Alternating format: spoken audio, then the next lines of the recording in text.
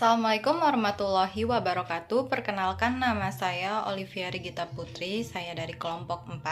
Di sini saya akan menjelaskan tentang riwayat singkat Abu Bakar Siddiq. Gelar Abu Bakar diberikan Nabi Muhammad SAW kepadanya karena dia seorang yang paling cepat masuk Islam. Sedangkan gelar Siddiq diberikan orang kepadanya karena dia sangat segera membenarkan Rasulullah dalam berbagai peristiwa, terutama peristiwa Isra Mi'raj. Masalah yang pertama kali timbul dalam Islam sesudah Nabi wafat adalah politik, yaitu mengenai penggantian Nabi sebagai kepala negara. Dalam kapasitasnya sebagai kepala negara di Madinah, sedangkan kedudukannya sebagai Rasul tidak dapat digantikan oleh siapapun. Sementara Nabi tidak meninggalkan wasiat tentang penunjuk seseorang yang akan menggantikannya sebagai kepala negara sepeninggalannya. Karena itu, tidak lama setelah beliau wafat, belum lagi jenazahnya dimakamkan, sejumlah tokoh Ansor dan Muhajirin berkumpul di Balai Tazkifah Bani Saidah Madinah.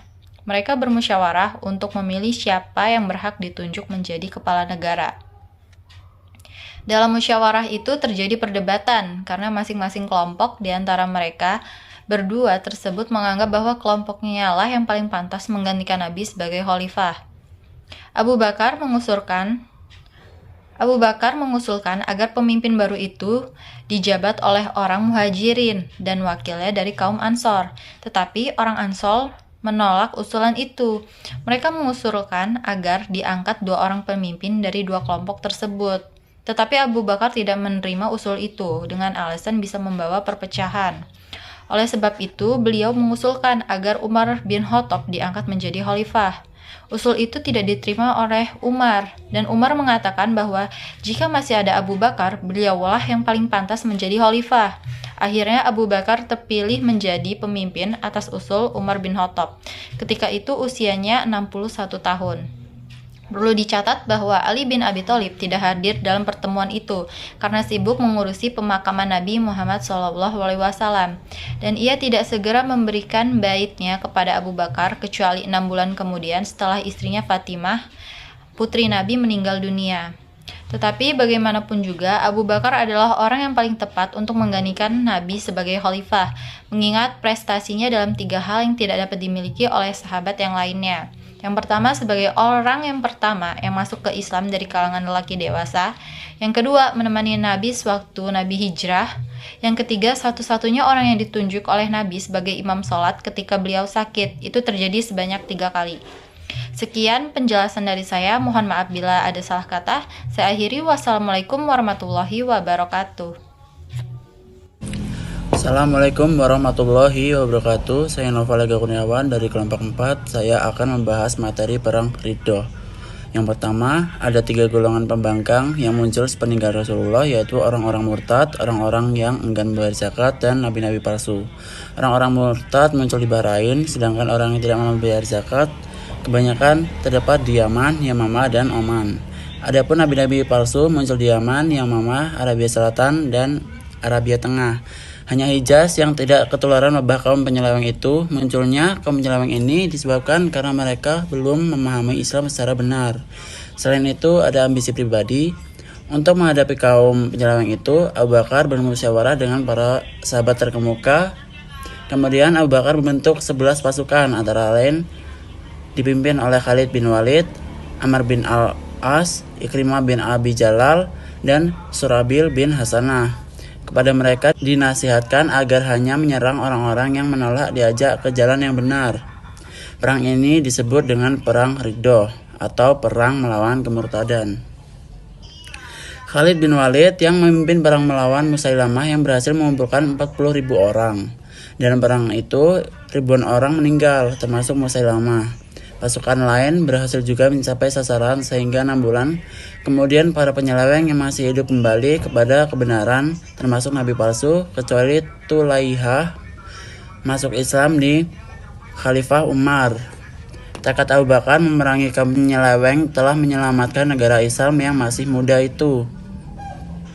Meskipun untuk itu harus dibayar mahal dengan gugurnya 70 orang penghafal Al-Quran. Bagaimanapun juga Abu Bakar telah bertindak tepat dalam mengatasi krisis itu dan ia pantas disebut sebagai juru selamat Islam karena gugurnya 70 penghafal Al-Quran perang Ridho. Timbul kekhawatiran di kalangan sahabat, terutama Umar bin Khattab, hilangnya Al-Quran. Beliau menyarankan kepada Abu Bakar betapa pentingnya menghimpun ayat-ayat Al-Quran yang masih berserakan ke dalam satu mushaf. Abu Bakar pada mulanya keberatan karena tidak dilakukan Rasul, tetapi Umar dapat meyakinkan beliau bahwa hal itu semata-mata untuk melestarikan Al-Quran. Akhirnya Abu Bakar menyetujuinya. Terima kasih, sekian materi dari saya akhiri. Wassalamualaikum warahmatullahi wabarakatuh. Assalamualaikum warahmatullahi wabarakatuh. Perkenalkan, nama saya Yoga Ditya, ingin melanjutkan presentasi sejarah Abu Bakar, yaitu peluasan wilayah. Sebelum Rasulullah wafat, beliau telah mempersiapkan pasukan yang akan dikirim ke front utara sejarah Arab, yaitu melalui dari Surah sampaikan ke Palestina yang menjadi wilayah penjajah Romawi. Tetapi sebelum pasukan itu diberangkatkan, Nabi terlebih dahulu wafat, maka pasukan itu tetap diberangkatkan oleh Abu Bakar. Beliau yang diangkat menjadi khalifah. Abu Bakar mengirimkan 4 pasukan yang terdiri dari 24 orang. Abu Bakar, Ubaidah, dan Jarrah memimpin pasukan menuju Himas sekaligus menggunakan komandan umum. Stabil dan Hasan menuju ke Wadi Yordania. Yadi bin Abi Sofyan menuju Damaskus dan Ammar bin Asi menuju Palestina. Bersamaan yang mengirim pasukan ke utara, Abu Bakar juga mengirim Mustanah bin Hasanah memimpin pasukan ke timur. Setelah Khalid dan Walid bin Walid berhasil mengupas pemberontakan di dalam negeri, ia dikirim oleh Khalifah Abu Bakar memperkuat pasukan sehingga menjadi 10.000 pejuang dan sekaligus mengatakan sebagai panglima baru. Sementara itu, pasukan dikirim ke utara menuju kesulitan untuk menghadapi para Bizatimum. Khalid diperintahkan pula untuk memperkuat pasukan mereka. Setelah menyerahkan pemimpin kembali ke Mustanah, Khalid secara dramatis mengurangi gurun padang pasir selama 18 hari dengan 800 tentara sampai di Syam dan memegang komando dari 4 pasukan yang sudah ada di situ, dan kini mereka berjumlah 30 orang.